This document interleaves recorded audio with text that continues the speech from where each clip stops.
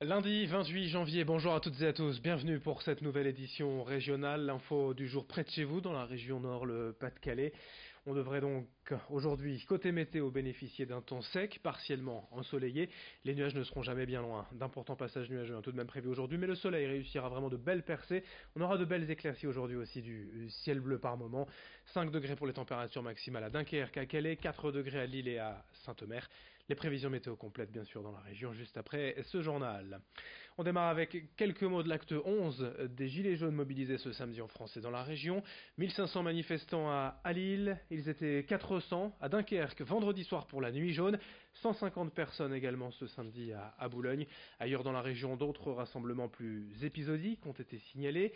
Globalement en France, la mobilisation semble ne pas faiblir, même si la situation est toujours aussi tendue à chaque manifestation. La semaine dernière à Lille, une des figures locales, Alexandre Chantry, a été interpellé et placé en garde à vue suite à un rassemblement non déclaré.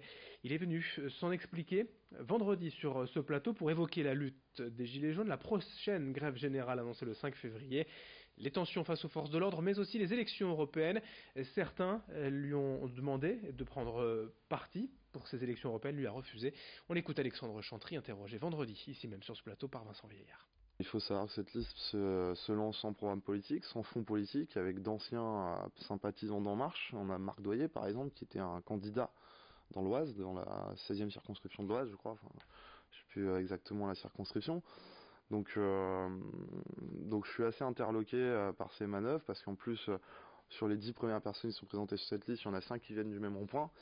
Donc, elle est où l'horizontalité, elle est où le renouveau démocratique que tout le monde souhaite? Là, je la vois pas, quoi, clairement. Donc, je la condamne parce que clairement, elle va servir les intérêts d'En Marche, elle va casser les oppositions que peuvent être la France Insoumise ou le Front National.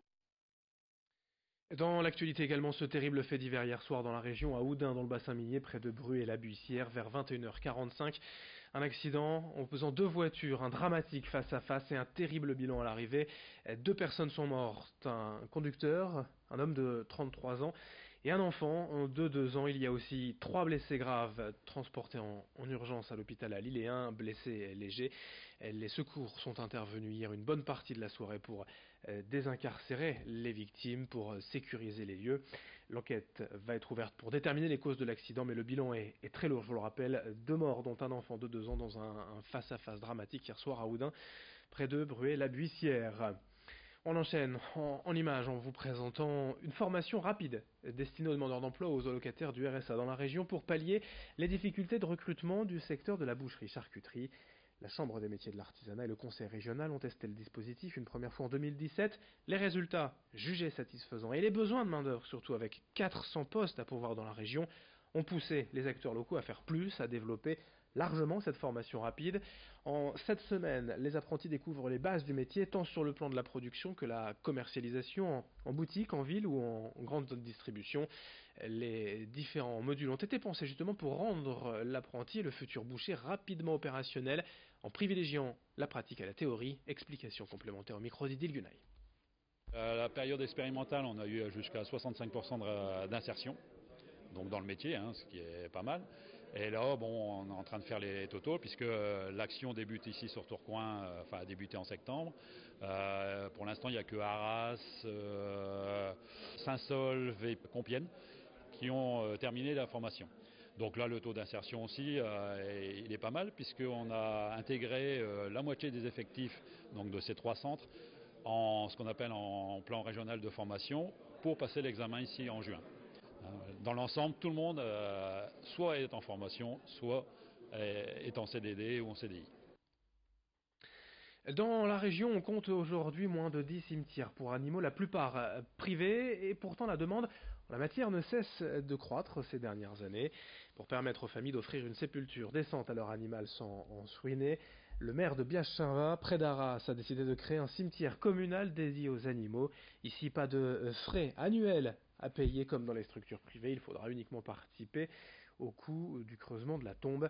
Le projet est validé, il doit encore être finalisé par un hydrogéologue pour vérifier la compatibilité, si on peut dire, d'un cimetière avec les nappes phréatiques. Ce cimetière pour animaux devrait ouvrir, en tout cas, dans la Rajoie d'ici 6 mois. Explication avec le maire de Biache-Saint-Va, au micro de Xavier Silly. La solution qui s'offre à la plupart des gens, surtout quand ils habitent en milieu, dans un immeuble par exemple, c'est de malheureusement le confier à un vétérinaire qui va l'incinérer. Ça entraîne des coûts, d'une part, et puis d'autre part, on n'a plus son animal, c'est triste.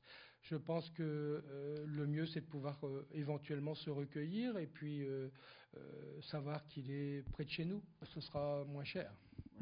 Puisque l'autre cimetière qui est privé, ça coûte 200 à 300 euros, plus 100 euros par an, alors que nous, on demandera simplement la rémunération de la fosse, et puis c'est tout, quoi. Pour finir ce journal, le programme 2019 des festivals, des événements musicaux dans la région. Quelle tête d'affiche, quel concert à ne pas manquer cette année? Le programme avec Vincent Vieillard. On commence d'abord avec le plus gros festival de la région, le Main Square. Cette année, il aura lieu du 5 au 7 juillet. Et sur les 2 scènes que compte la Citadelle, vous retrouverez le vendredi Christine and the Queens, les Belges Damso ou encore Angèle, dont le concert au Zénith de Lille le 11 mai est déjà complet. La tête d'affiche de cette journée, ce sera le français DJ Snake, l'un des artistes les plus écoutés en ligne dans le monde entier.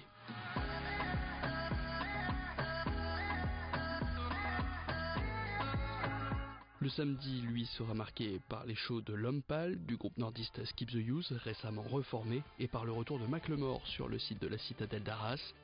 Autre habitué des lieux, Jane, qui elle sera sur scène le dimanche, tout comme Ben Harper ou les rappeurs Big Flo et Oli, qui viennent de sortir un nouvel album, La Vie de Rêve. Ne pense plus à rien, rien. Ça ira mieux demain, tout va bien. De rap, il en sera aussi question au Festival de la Côte d'Opale, le 18 juillet prochain, place de la République à Boulogne-sur-Mer. C'est Aurel San qui donnera un grand concert en plein air. Le lendemain, même endroit, mais pas même ambiance. La deuxième tête d'affiche de ce festival, c'est Bernard Lavilliers. Enfin, là aussi, les révélations viennent de tomber, direction Aulnoy-Emery. Les 26, 27 et 28 juillet, ce sera les 18 ans d'Ennemis Secrètes. Une majorité avec un M majuscule en tête d'affiche du vendredi soir.